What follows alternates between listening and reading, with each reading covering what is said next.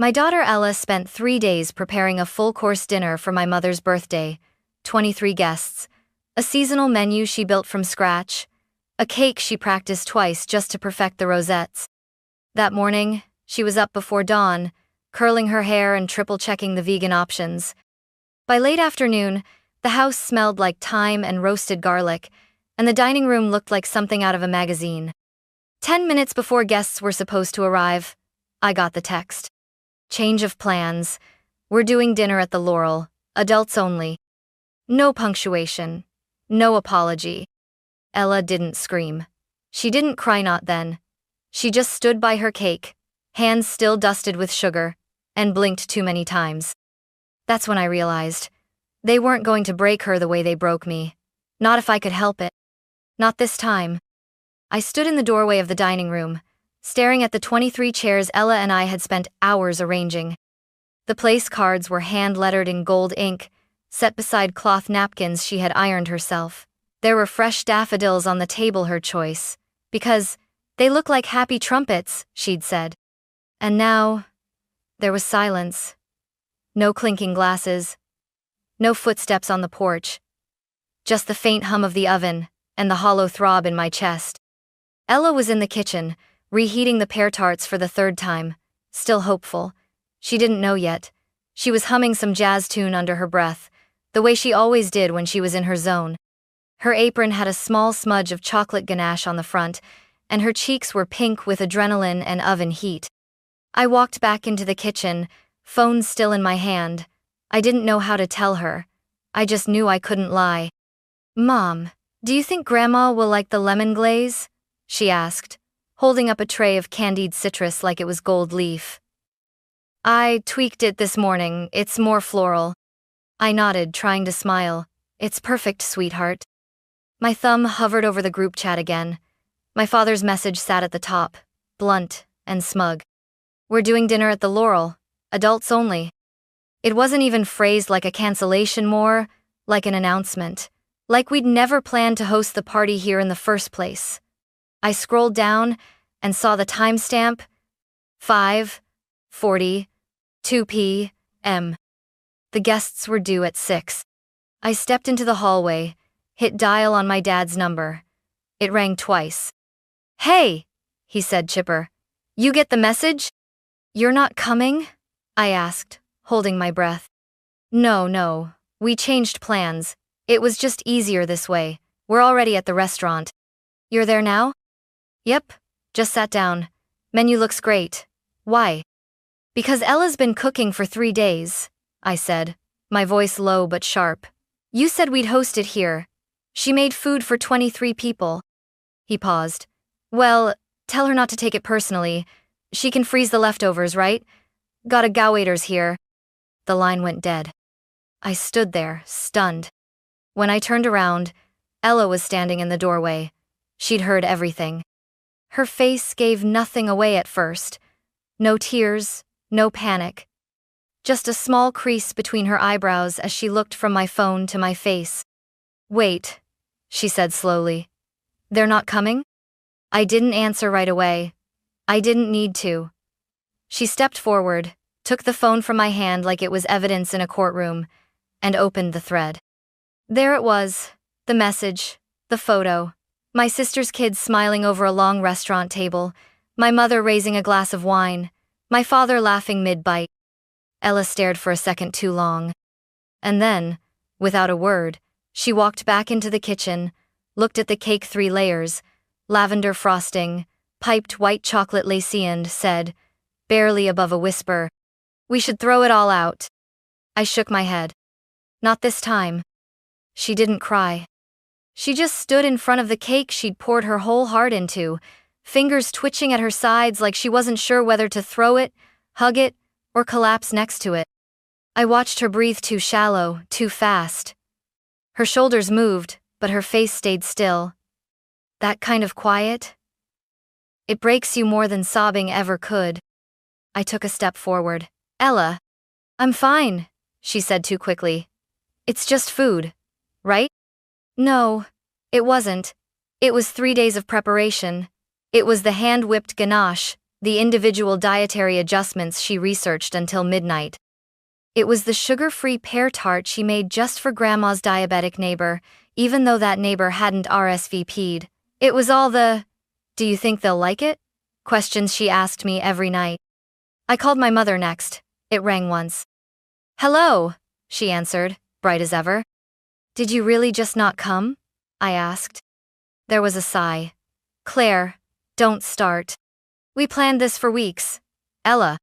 We just thought it would be more convenient," she cut in. "And honestly, we didn't want to risk anyone getting sick. I mean, she's 17. She's not 5, I snapped. She's trained.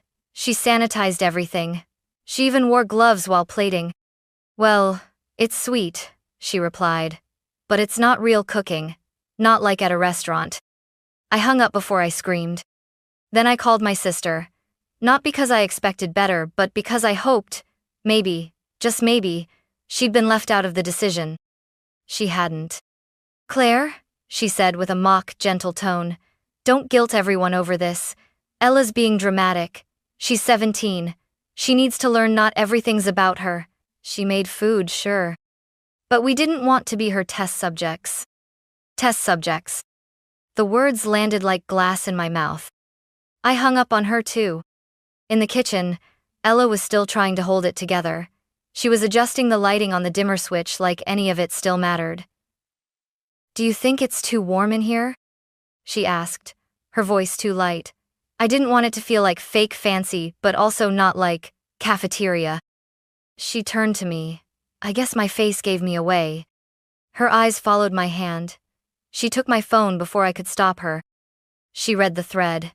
Saw the picture. My sister's kids, both teenagers, not exactly toddlers, already halfway through their steaks. My mother's hair blown out for the occasion. My dad smiling with a full glass of Cabernet.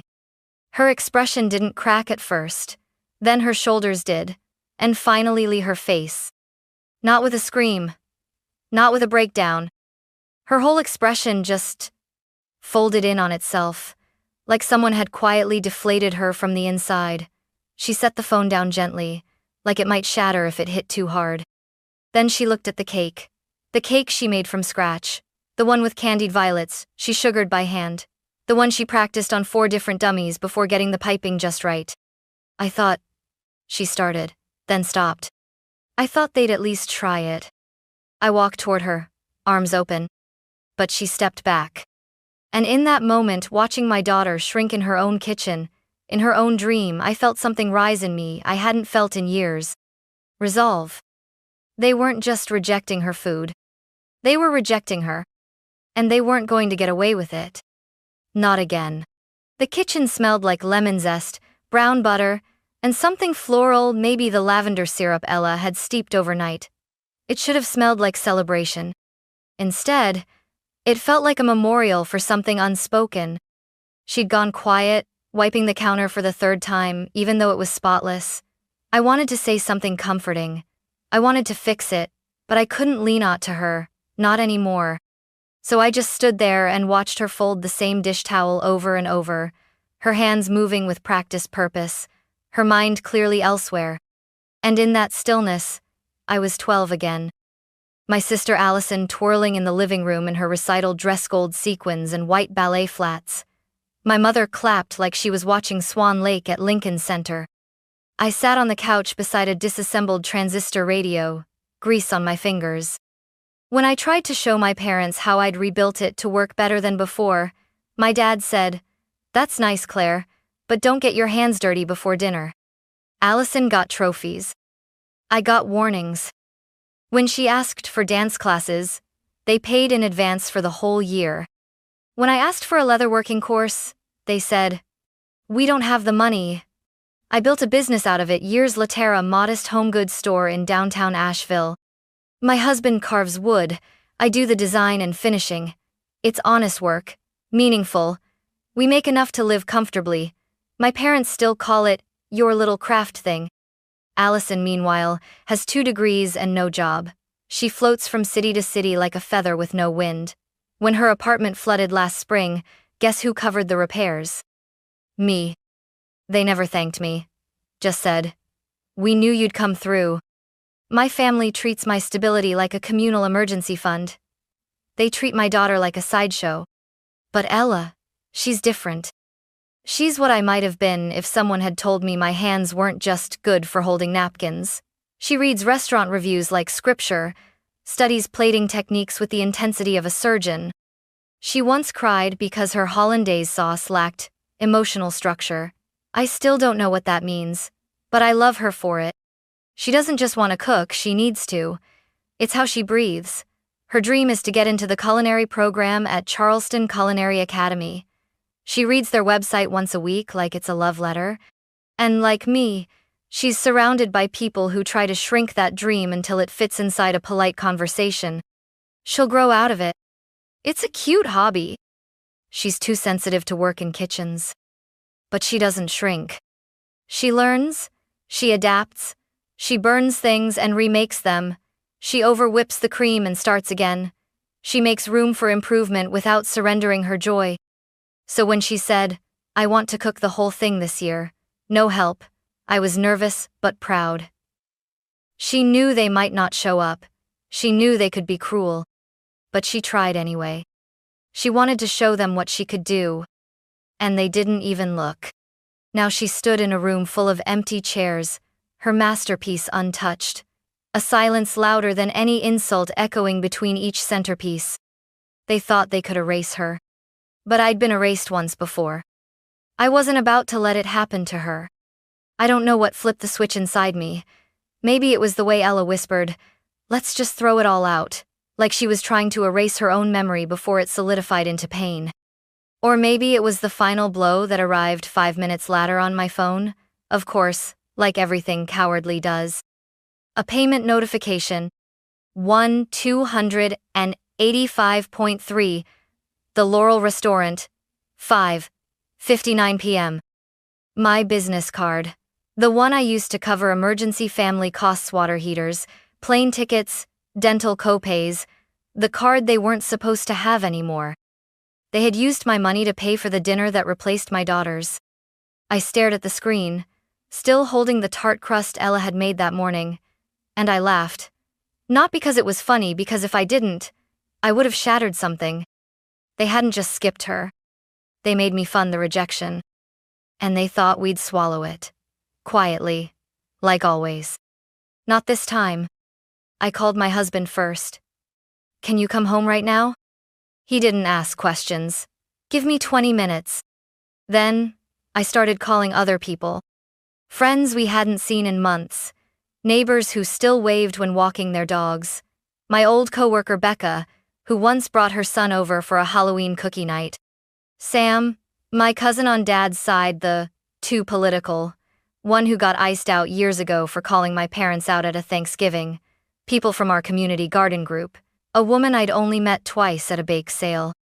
I didn't explain much. I just told them the truth. My daughter spent 3 days cooking for her grandmother's birthday. They ditched her. There's food for 23 people. If you can come, please do. It wasn't an invitation. It was a summons. And to my shock, they came. By the time Wilmie's husband pulled into the driveway, the first car was already parked. It was Nora, our next-door neighbor, with her daughter, a bottle of red wine, and homemade napkin rings, just in case we needed something pretty. Then came a family of 5 we knew from the co-op. Then Becca, with her son, and a bouquet of tulips she grabbed from a gas station. And then, the journalist. I hadn't invited her. Someone else had. Her name was Devon. She had a small camera bag slung over one shoulder and wore boots covered in clay dust. "I heard what happened," she said at the door. "Mind if I take a few photos? I write for the Asheville Chronicle's weekend food feature." I froze. But Ella peeked from the kitchen. Her eyes were wide. "Go ahead," I said. "You should taste the food." Devon didn't just taste, she took notes, asked about ingredients, photographed every plate. She leaned in and whispered to me as she sampled Ella's rosemary tart. "You know she's better than half the chefs I've reviewed this year, right?" I swallowed hard. "Tell her that." By the time the third wave of guests arrived, We had to push the coffee table into the hallway and drag in the patio furniture.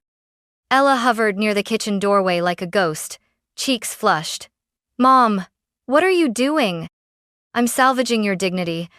Help me find more chairs." She stared at me like I'd lost my mind. But she didn't say no.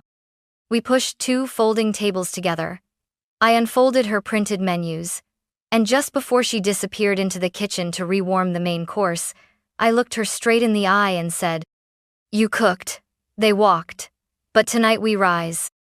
She blinked, once, then she nodded. And the room began to fill. The dining room looked like something between a holiday dinner and a community revival. Folding chairs lined every corner. A couple sat on the piano bench. Someone offered up a plastic stool from their gardening shed. The tables didn't match, but the Ella's food tied everything together like thread through a quilt. She was pacing in the kitchen, whispering to herself about sauce temperatures and plating sequences.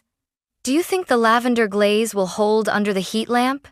she asked me, half panicked. "We don't have a heat lamp," I said gently. "Exactly," she replied, nearly breathless. Will brought her a glass of water and put a hand on her shoulder. "You've got this," he said quietly. "They're here for you." And they were. All 23 seats were full. The room buzzed with anticipation, and the air smelled like rosemary, lemon, and something caramelizing. Ella peeked from the kitchen like a cautious raccoon. Do I serve now?" I looked at her. "No, you serve your menu." She nodded, swallowed hard, and stepped out with the first course mini butternut squash tarts with a drizzle of sage cream. A hush fell. She made her way around the table, placing each plate with trembling but steady hands. When the guests finally picked up their forks, the murmurs began. "Oh wow, is that nutmeg? This crust is unreal. Wait, did a teenager make this?" Devon, the journalist, was snapping photos silently, her eyes wide. By the time the main course was served, stuffed mushroom caps with lemon couscous and herbed chicken roulade, the room was alive. People clapped between bites. One man closed his eyes after tasting the glaze. Then came the moment I wasn't ready for. A man I barely knew, someone's cousin, I think, stood up, glass raised. "I don't usually do toasts," he said, "but I need to say something." Everyone quieted. "To Ella," he said. "To the young woman who didn't just cook, she created, who made a feast not for recognition, but for love. And who, when left behind, fed a room full of strangers with more grace and heart than most people twice her age." He raised his glass. "To the chef of the night and, if we're lucky, of the future." There was a beat of silence. Then the entire room rose. Chairs scraped the floor. Napkins hit laps. Every single person stood and clapped. Ella stood frozen, her serving spoon still in her hand. She looked at me. I nodded. Tears welled up in her eyes, but this time, they didn't fall from heartbreak. They shimmered from something else. Pride. Someone brought out a store-bought cake, a last-minute backup, clearly, but the crowd insisted Ella cut her own. The cake was a masterpiece. 3 tiers, piped with white chocolate rosettes, the top layer dusted in edible lavender. She sliced it carefully, and as she handed out the pieces, people asked for seconds. A little girl from next door tugged her sleeve. "Can you cater my birthday?" Ella laughed, a real, unguarded sound. For the first time that night, she looked like herself again. Not broken. Not small. But radiant. When the last guest left, she collapsed onto the couch, apron stained, hair loose, eyes shining. She didn't say much, just leaned her head on my shoulder and whispered, "I think I finally cooked for the right people." And I whispered back, "You always did. They just weren't ready to taste it." It was just past 2 a.m. The house had finally quieted. Half the cake was in the fridge, and the last wine glasses were soaking in the sink. I was humming some low, tuneless melody, letting myself feel a tiny sliver of peace. Ella had fallen asleep on the couch, apron still tied around her waist, hands curled like she was still holding a piping bag. Then came the knock. No, not a knock. A bang. 3 sharp, angry fists against the front door. I froze. That kind of silence, the one just before confrontation, it has a weight. Like the air pauses to brace itself. I wiped my hands on a towel and peeked through the window. There they were. My parents. Standing on the porch in matching windbreakers, stiff and fuming like background actors in a courtroom drama. And slightly behind them, arms folded in her signature practiced pose, was my sister Allison. I opened the door, but I didn't smile. And I didn't invite them in. "You need to fix this," my father barked, skipping hello altogether. My mother stepped forward. "Do you have any idea what you've done to our reputation?" Allison didn't speak yet. She was saving her voice for maximum theatrical impact. I blinked slowly. "What I've done?" They didn't wait. They shoved past me into my hallway, into my home as if they still had some authority here. "You told the media we abandoned her," my mom snapped. "How dare you let that article get published?" "I didn't tell them anything," I said, crossing my arms. "A journalist came. She tasted Ella's food. She asked what happened. And she wrote the truth." My dad jabbed a finger toward me. "You think this is funny? Everyone at church read it. Our neighbors saw it. My golf group won't even respond to my messages." I raised one eyebrow. Devastating. That's when Allison stepped forward, voice trembling with polished calm. "You need to issue a correction," she said. "Tell them it was exaggerated, that it was taken out of context." "Taken out of context?" I repeated. "Did someone hack your thumbs and send that group text from the Laurel? Did I imagine the 285 charge on my card? Did Ella hallucinate the photos of you all laughing over filet mignon while she stood here with a handmade 3-layer cake?" My mother's voice cracked. She made us look like monsters. I didn't raise my voice. I didn't need to. "No," I said quietly. "You did that yourselves. She just cooked." The shouting rose. They weren't talking to me anymore, they were talking at me, through me. "She humiliated the family. She's ungrateful. She weaponized the internet." And then, like venom, came the line that truly snapped something in me. My mother turned toward the hallway where Ella had quietly appeared, bleary-eyed and silent. "You should be ashamed of yourself," she said to my daughter. One moment, I was in the doorway. The next, I was standing between them, my shoulders squared, voice like stone. "Back, away, from my child." That's when Will walked in. He'd been out on a supply run, grabbing folding chairs we'd borrowed earlier. He didn't even ask what was going on. He just saw their faces, saw Ella's eyes. And he stepped in like a wall. "You need to leave," he said calmly. My dad scoffed. "This is a family matter." "No," Will replied. "This is our home. You came here to scream at a 17-year-old girl who made you dinner. You don't get to hurt her twice. Not today, not ever." He didn't shout. He didn't flinch. And that made it even louder. They stood for a moment fuming, unraveling. Then Allison muttered something about legal action and stormed out. My parents followed. Slam. Silence. Behind me, Ella was still standing, frozen, but I could feel her breathing. Slower now, deeper. Then she whispered, "Mom, look." I turned.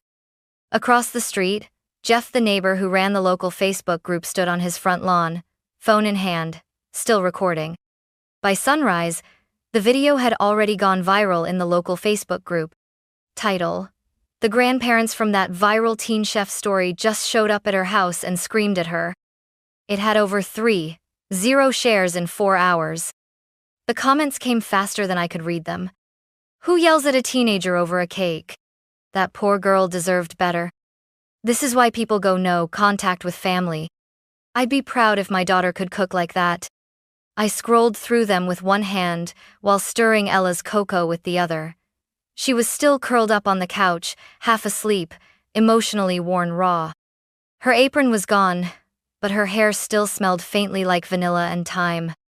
Before I blocked them, I saw the last few texts from my parents. "You've ruined us.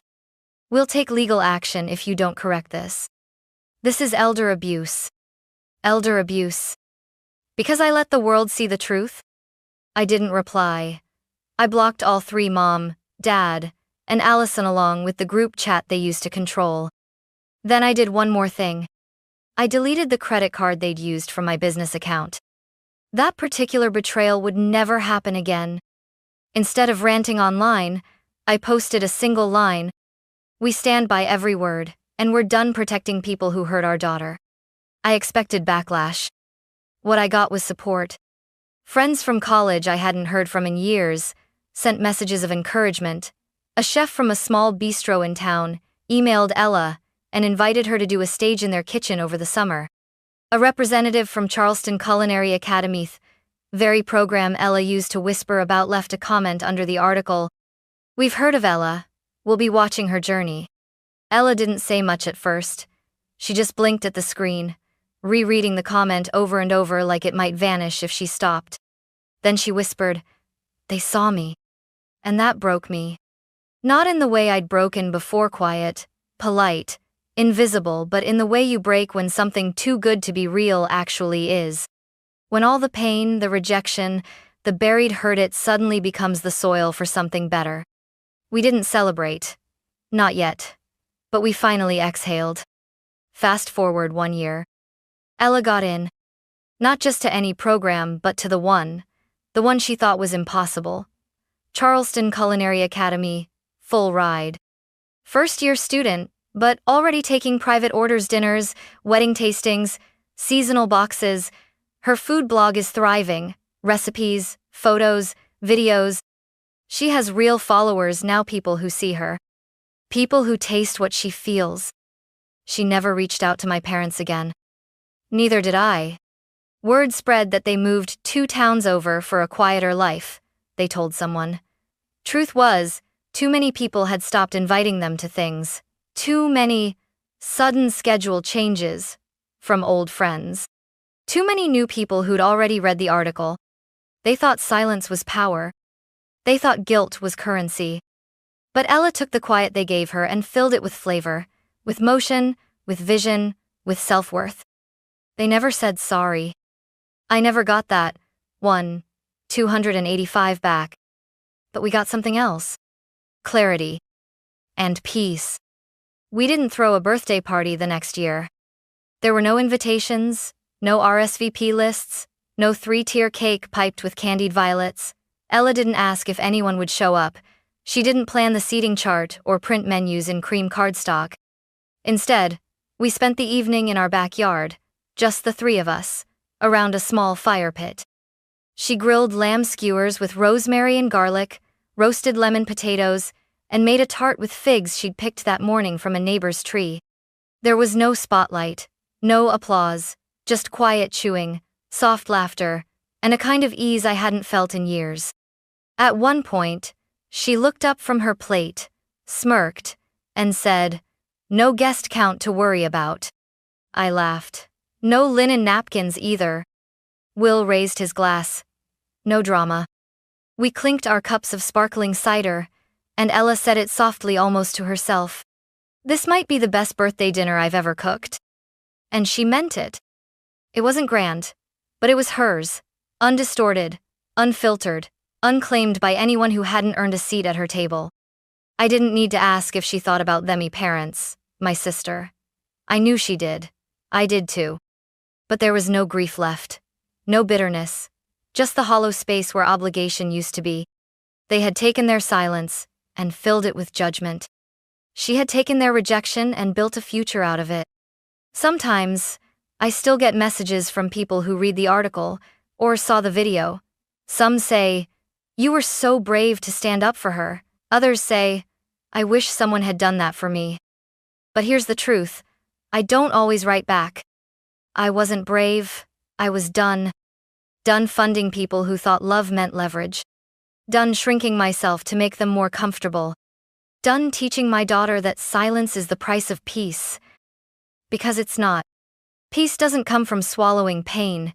It comes from choosing who sits at your table. And I chose her. Ella, my daughter, my second chance, my karmic echo, my joy. She didn't just survive the moment they erased her. She rewrote herself in frosting, fire, and flower. And I got to watch her do it. 1 year later, she still hasn't unblocked them. Neither have I. They never called again, never asked for reconciliation. They wanted to move on, but not to make amends, just to rewrite their part of the story. But it's not their story anymore. It's hers. And now, every time she stands behind a counter or sends out a dish with her name printed on the card, she claims it again. Quietly, completely. So, no, we didn't celebrate a birthday that year. But we did mark something far more sacred. The moment my daughter cooked for people who saw her. The day she stopped asking to be included and built her own table instead. And if you're wondering, would I do it all again? Yes.